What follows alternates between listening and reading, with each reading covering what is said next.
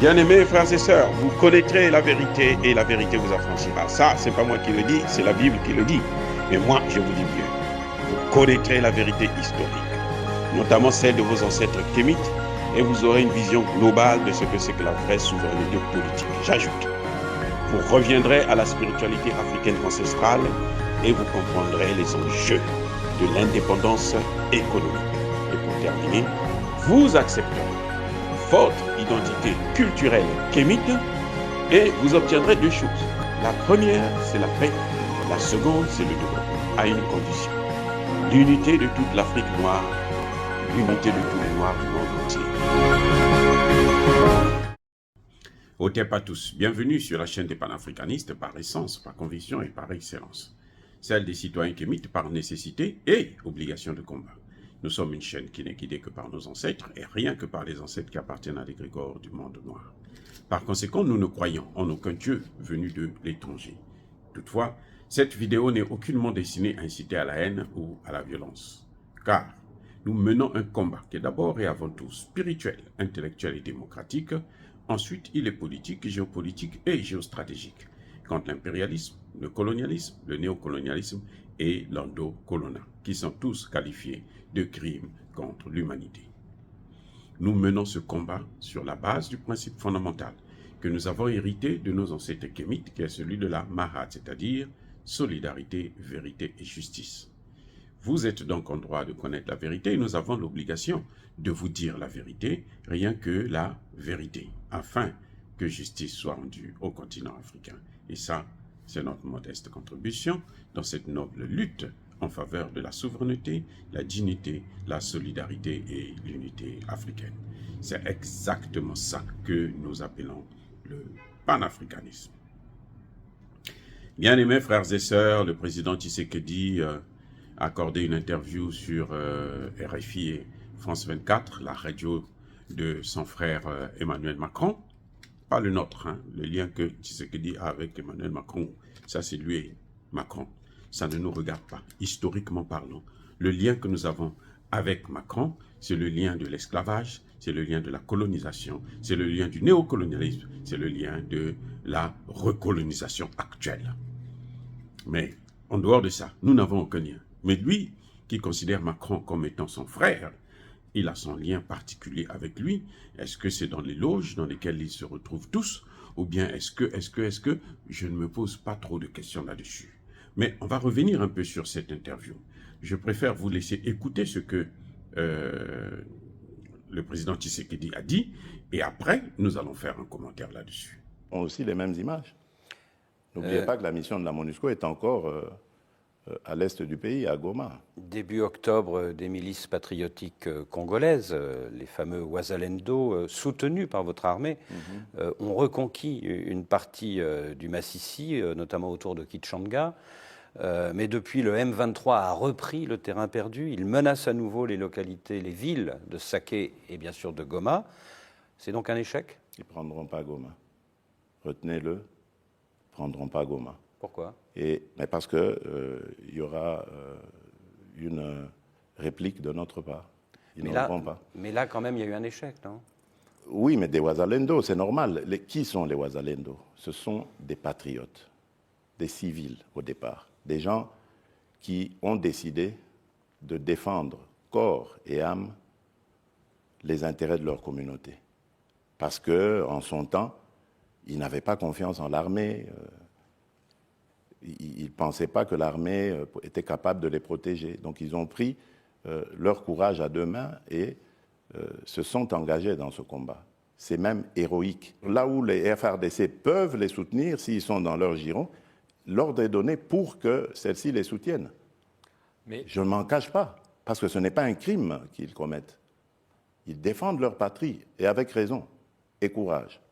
Mais pas ce sont des héros, pas des criminels comme le M23 et les RDF du Rwanda. Alors, pour tenter de retourner la situation en votre faveur, vous avez aussi eu recours à des compagnies de sécurité occidentales, une française, Agemira, une roumaine, Congo Protection. Bien sûr, c'est pour renforcer les capacités. Ce sont des experts, attention, ce sont des experts qui sont eux-mêmes qui ont eux-mêmes des carrières de forces spéciales, de commando, etc., et dont la mission est de renforcer les capacités des forces de défense en situation réelle, sur terrain. En se battant. Ah, bien sûr, mais ils sont combien? Ils doivent être à nos côtés. Donc, ils sont combien, monsieur? 900 par là, un bon millier peut-être. Ouais. Alors, quand il y a des sociétés de sécurité étrangères, ou que ce soit, qui viennent, qui se battent, qui sont nombreuses, on appelle ça des mercenaires. Quand vous appelez, qu'est-ce que vous appelez se battre? Parce que quand je vous dis, ils sont en situation réelle, ils sont sur le terrain, ils coachent. Est-ce qu'un coach de football, il joue avec son équipe? Et pourtant, il est sur le terrain, il voit ses joueurs jouer, il est là, les joueurs sont là en train de jouer, et lui, il coach. Ce sont des coachs, voilà. Pas des mercenaires. Mais non, ce ne sont pas des mercenaires. Ce ne sont pas des mercenaires. Vous avez aussi remis en état de marche une flotte d'avions et d'hélicoptères.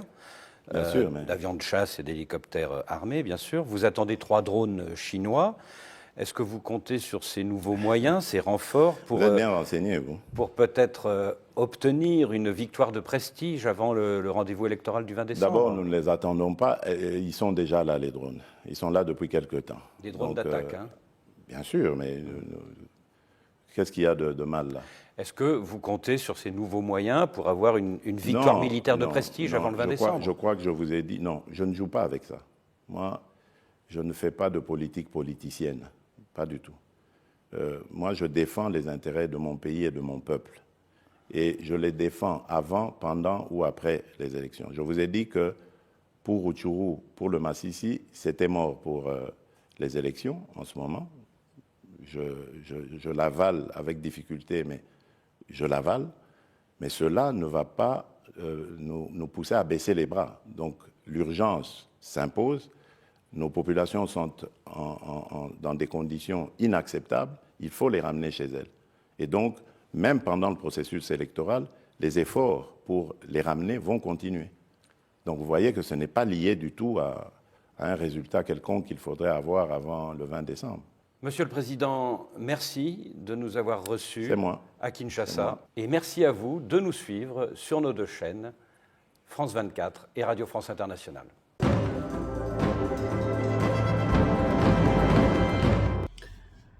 Bien-aimés frères et sœurs, vous avez entendu le président Tshisekedi vous dire ouvertement, cette fois-ci, pour une fois, ce que nous saluons, c'est que les Wazalendo, ce sont des patriotes.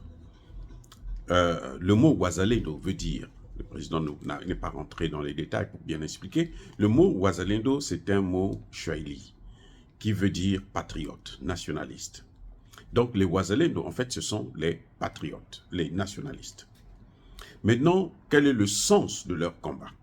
Là encore, M. Tshisekedi n'a pas dit exactement ce qu'il fallait dire, alors qu'en tant que chef de l'État, garant de la Constitution, il devrait se référer à la Constitution, notamment à l'article 69 de la Constitution de la RDC, qui autorise à tout citoyen de prendre les armes pour sauver la patrie lorsque le pays est attaqué par une puissance étrangère. Voilà ce qui est en train de se passer. Et Tshisekedi ne peut pas le dire parce que Tshisekedi avoue que ce sont des héros à demi-mot. C'est-à-dire que parce qu'il y a des élections qui sont devant lui. Il ne peut pas faire autrement. Il ne peut pas faire autrement.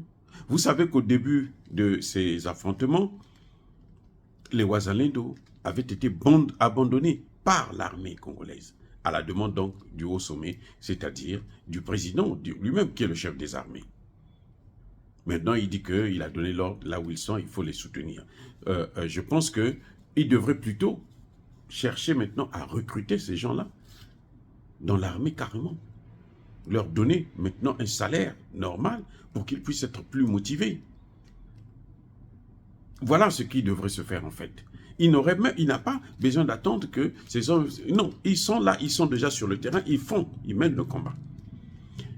Vous avez écouté sur France 24, là, les journalistes piteux, minables, vous disent qu'ils ont repris Massissi, Kishanga et autres. Non, ils n'ont pas repris. Les combats sont en train de continuer là, sur le terrain.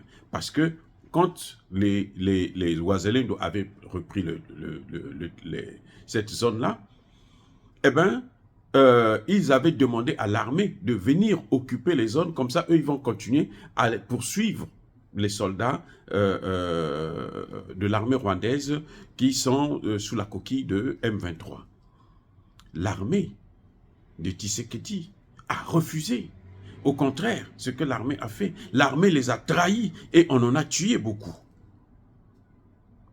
Voilà ce qui se passe. C'est pour ça que les Wazalendo ont perdu le terrain. Mais ce n'est pas parce qu'ils n'étaient pas en puissance, en capacité de mener le combat. Non, on est fort, nous savons ce qu'il faut faire. Nous sommes capables de mener le combat. Mais on a été freiné par notre propre gouvernement, via l'armée congolaise, qui prétestait de respecter le cessez-le-feu. Donc, puisqu'il faut respecter le cessez-le-feu, nous, on doit laisser des étrangers occuper nos terres.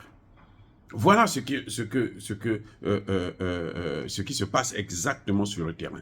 Donc, les journalistes, quand ils disent qu'ils ont repris, non, ils n'ont pas repris. C'est justement dans ces zones-là qu'il y a jusqu'aujourd'hui, au moment où je suis en train de réaliser cette vidéo, il y a des combats dans cette zone. Et il faut savoir que l'armée rwandaise, par contre, a envoyé des renforts avec l'équipement, la nourriture et tout. Donc, vous avez un groupe de jeunes patriotes qui se battent sans moyens militaires, se battent avec des machettes, avec des couteaux, avec tout ce qu'ils peuvent avoir dans leurs mains. Et de l'autre côté, vous avez une armée professionnelle qui vient les attaquer et l'armée de ce pays ne respecte pas. Mais Tshisekedi l'a dit lui-même, que bon, les Wazalendo ont commencé parce que ils n'avaient pas confiance en l'armée. Mais Tshisekedi ne nous a pas dit quand est-ce qu'ils ont commencé. Les Wazalendo ont commencé le 1er octobre. Ça fait pas 5 ans. Non, le 1er octobre. C'est là qu'ils ont commencé à mener la guerre contre l'armée rwandaise. Le 1er octobre. Vous voyez, donc en peu de temps, ils ont fait ce que l'armée congolaise n'a pas pu faire en 30 ans. Ce que les Nations Unies n'ont pas pu faire en 30 ans, 24 ans. Maintenant, il y a un autre problème que les journalistes ont soulevé avec Tshisekedi. C'est la présence des mercenaires. Tshisekedi a beau se cacher, il y a des mercenaires. Les Français qui sont là-bas, ce sont des mercenaires. Ils appellent maintenant, Wagner, c'est des mercenaires, mais quand ce sont des Français, c'est une société, une agence de sécurité privée, de sécurité. Eux, ils ne sont pas venus pour Tshisekedi, comme Wagner qui est venu pour Assimi Goïta. Et on voit que Wagner a repris Kidal, qui était le carrefour même. Vous voyez, ça dit qu'on ne comprend pas ce type-là. Comme il y a des élections, il essaie de mettre la poudre aux yeux aux Congolais. Mais il faudrait qu'il fasse très attention à ce qui est en train de venir. Ce qui est en train de venir là, c'est quelque chose qui est très, très, très grave. Monsieur Tshisekedi est en train de jouer avec le feu. Et les Français sont en train de jouer avec le feu. Bref, il y a une agence de mercenaires qui est au Congo. Il n'y en a même pas une, il y en a deux. Il y a l'agence, comment on appelle ça, Agémira. Celle-là, c'est une agence qui est venue au Congo depuis l'année passée seulement, en juillet 2022. Ça avait été signé par l'ancien ministre de la Défense. C'est lui qui les avait fait venir, Gilbert Kabanda Rukemba. Et c'est certainement pour ça qu'on a enlevé pour amener Mbemba, qui est le pire occidental. Donc il viendra pour achever le projet. Mbemba, je vous ai déjà dit que c'est l'homme de Museveni. Et Museveni aussi veut la partition du Congo, comme le Rwanda. Museveni aussi a son groupe armé au Rwanda. Et Museveni, c'est l'ami de Tshisekedi. Tshisekedi était là-bas il y a 2 jours. Il est allé au Kenya et puis en Ouganda. Faire quoi? Comment tu es là, tu fais que tourner sur des mêmes gens qui ne font que te décevoir, toi tu pars toujours chez eux. L'EAC est contesté à Goma. Les gens ne veulent ni de l'EAC, ni des Nations Unies. Mais Tshisekedi continue à les garder. Voyez un peu comment c'est un criminel. C'est méchant ce qui est en train de se passer. Ils ne peuvent pas continuer à sacrifier le Congo et la population congolaise. Ça fait déjà, je vous rappelle, 15 millions de personnes. Et c'est pour ça que nous en parlons. J'ai voulu vous faire écouter cette vidéo parce que vous-même, vous avez entendu qu'il y a 2 agences de mercenaires recrutées par Tshisekedi. Une agence de mercenaires française, dont le chef, c'est un certain Olivier Bazin. Et il a une autre agence, Congo Protection. Ça, c'est une agence roumaine qui est dirigée par Horatiu Potra. C'est un ancien soldat roumain. Bon, maintenant, que Tshisekedi amène des mercenaires, ce n'est pas un problème. Moi, je ne vois pas le problème là-dessus. Mais je vois un problème ailleurs. Pourquoi Tshisekedi choisit les mercenaires de l'OTAN alors qu'il sait que c'est l'OTAN qui est en train d'armer le Rwanda? Expliquez-moi. Le Rwanda est soutenu par l'OTAN, tous les pays de l'OTAN, y compris la France, y compris la Roumanie. C'est un pays européen. Le Rwanda est soutenu par ces pays-là. Donc, quand les Français viennent aider Tshisekedi contre l'armée rwandaise, ces Français-là, ils se battent contre d'autres Français qui sont derrière Kagame. Et pourquoi tu peux te permettre d'avancer dans ce genre-là et de penser que tu vas régler le problème?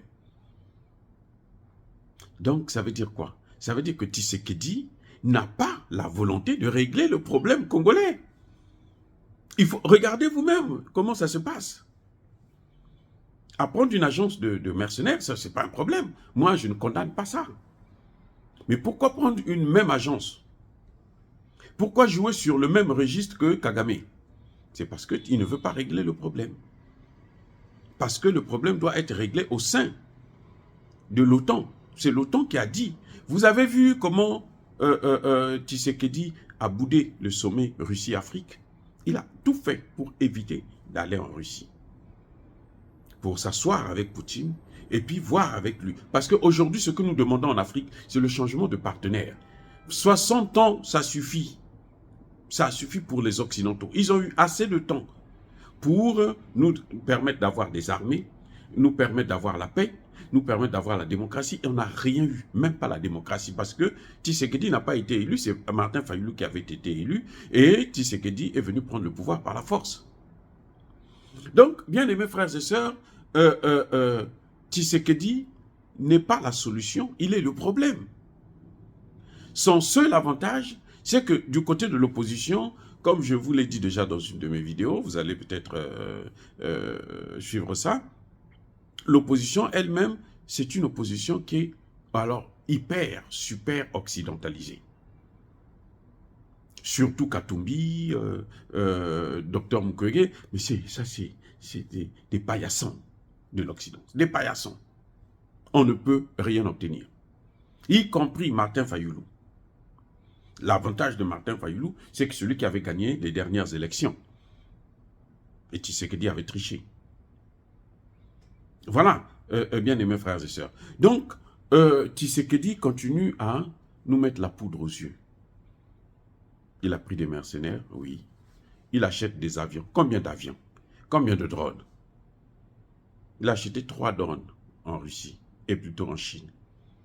Mais les drones sont moins chers là, en Iran. Mais, attendez, non, mais je ne comprends pas. Les drones qui ont fait leurs preuves en Ukraine, que même la Russie, la grande Russie a utilisé, et des drones qui sont moins chers, Tshisekedi préfère acheter 3 drones en Chine. Au lieu, avec l'argent des 3 drones en Chine, vous pouvez acheter 20 drones en Iran. Ouais, c'est-à-dire que, qu'est-ce qui l'empêche d'aller acheter des drones en Iran? C'est le marché. Nous savons, moi je suis un chef de famille. J'ai une femme, j'ai des enfants. Quand je fais mes courses, je vais là où c'est moins cher. Je ne vais pas aller là où c'est très cher. C'est le même produit. Je vais là où c'est moins cher. pourquoi Tshisekedi ne part pas là où c'est moins cher?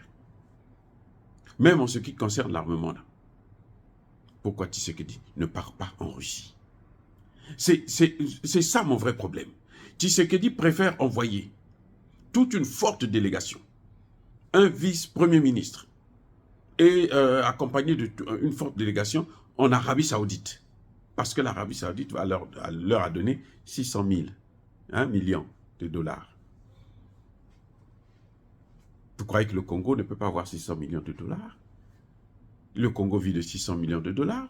C'est même pas le salaire des députés de l'Assemblée générale. Eh oui.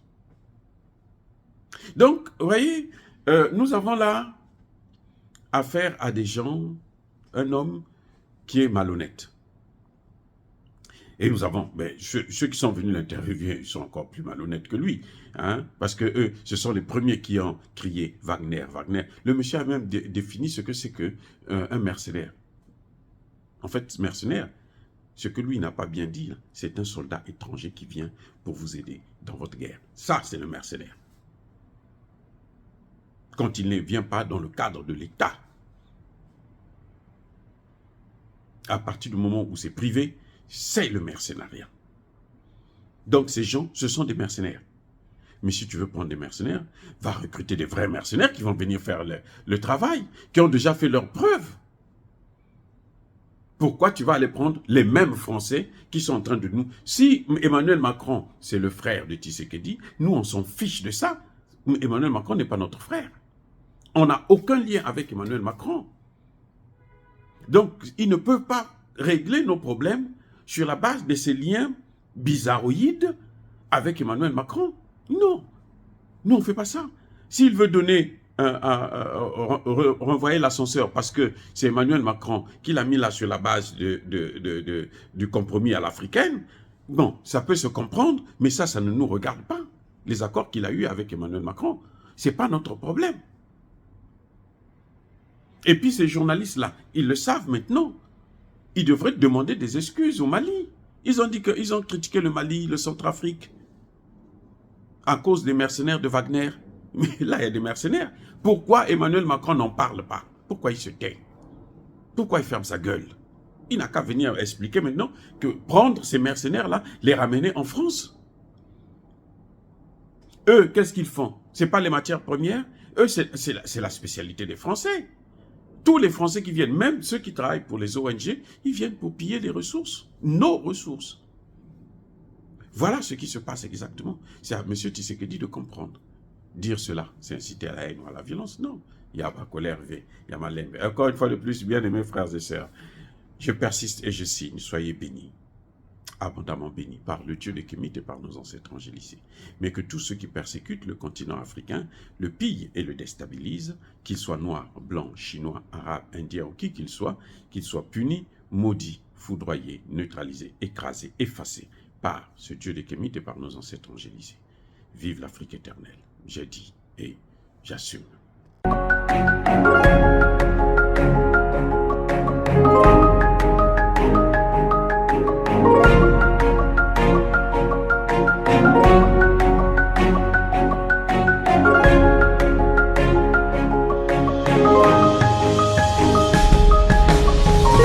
Eux, ils marchent par la foi et non par la vue. Mais moi, je vous conseille vivement de marcher par la connaissance scientifique et historique, notamment celle de nos ancêtres kémites, par les 5 sens et par l'intelligence. À vous, Abia.